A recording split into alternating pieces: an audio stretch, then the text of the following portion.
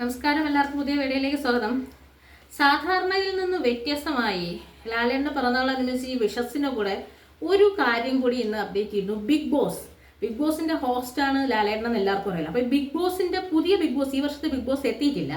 ഈ വർഷത്തെ big boss എത്താൻ പോകുന്നു എന്നൊരു ചെറിയൊരു ഇൻഫർമേഷനും കൂടി ലാലേട്ടൻ്റെ സ്റ്റോറി, അതായത് ഇൻസ്റ്റാഗ്രാം സ്റ്റോറി പങ്കുവച്ചതിൽ കാണാൻ കഴിഞ്ഞു. അപ്പം പുതിയ ബിഗ് ബോസ് ഉടനടി എത്താം, മേ ബി 1-2 മാസത്തിനകം എത്താൻ സാധിക്കും എന്നുള്ളതിൻ്റെ ഒരു ചെറിയൊരു സിഗ്നൽ അദ്ദേഹം തന്നിട്ടുണ്ട്. ബിഗ് ബോസ് കമ്മിങ് സൂൺ എന്നും പറഞ്ഞിട്ടുള്ള ആ ഒരു വീഡിയോ അദ്ദേഹം പങ്കുവച്ചിട്ടുണ്ട്. അങ്ങനെ ബിഗ് ബോസ് വരികയാണെങ്കിൽ നമുക്ക് വീണ്ടും മറ്റൊരു ലോകത്തേക്ക് സഞ്ചരിക്കും. നമുക്കറിയില്ല, ബിഗ് ബോസ് എന്ന് പറയുന്നത് അതിനകത്തുള്ള ആൾക്കാരും പുറത്തുള്ള ആൾക്കാരും കൂടി ഒരു 100 ദിവസം ഒരു പ്രത്യേക യാത്ര നടത്തുന്ന ജീവിതമാണ്.